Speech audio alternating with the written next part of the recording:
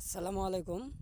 আমার গ্রামে এত পরিমাণ শীত, শীতের কারণে জ্বালার যে অবস্থা, জ্বালা সোজাগতা একেবারে সাদা হয়ে উঠতেছে, মানে জ্বালার কোনো অবস্থা নাই।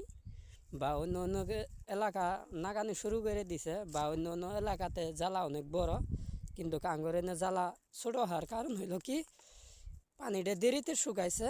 খালি আমার জ্বালা না, আরও অনেকেরই জ্বালায়, যে ক্যামেরার সামনে দেখতেই পারছেন, সবারই একই দশা।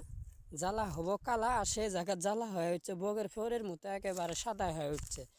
তো মনে করেন, বিশেষ করে আমরা যারা জ্বালা পারছি, এই জ্বালা খেতে আইলে পরে চিনতে যদি নাও ধরে, তারপরেও মনে করেন চিনতে ধরি জায়গা। দেখতে পাচ্ছেন আমার ক্যামেরার সামনে জ্বালা যে অবস্থা, এই কয়টা জ্বালা উঠবো মানুষে আর কিভাবে নাগাবো। মনে করেন জ্বালা খেতে আইলে মনে করেন টিংসে চিনতে ধরি জায়গা।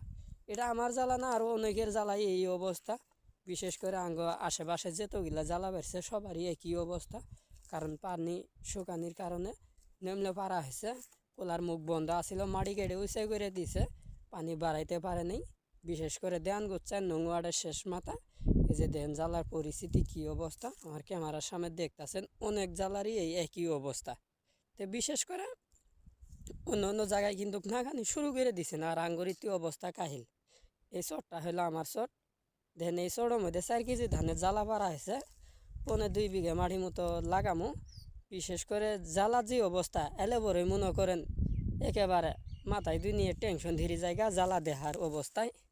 তো যাই হোক, এই ভিডিওটা ছাড়ার অর্থাৎ হলো, যেসব ব্যাগর জ্বালা অনেক উন্নত মান, যে দেখেন আমাদের দেশের জ্বালা কি, গ্রামের জ্বালা কি অবস্থা। যাই হোক, ভালো থাকবেন। আর কুয়াশার অবস্থা কি পরিমাণ দেখেন, খালি মনে করেন কুয়াশা আর কুয়াশা, এত পরিমাণ কুয়াশা, মানে ধারণার বেড়ে। যাই হোক, ভালো থাকবেন। আসসালামু আলাইকুম।